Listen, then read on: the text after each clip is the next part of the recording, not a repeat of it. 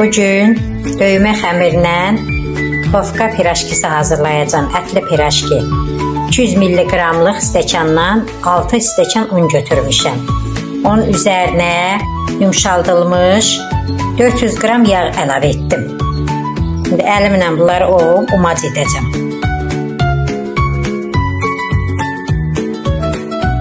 Umacımız hazır.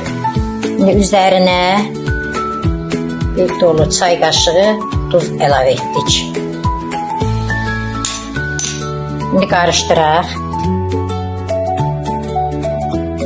2 dənə yumurtanın ağın sarısından ayırmışıq.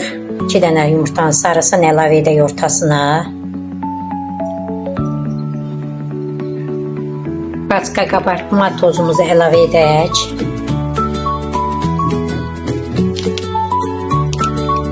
$300 qram xamamızı əlavə edək.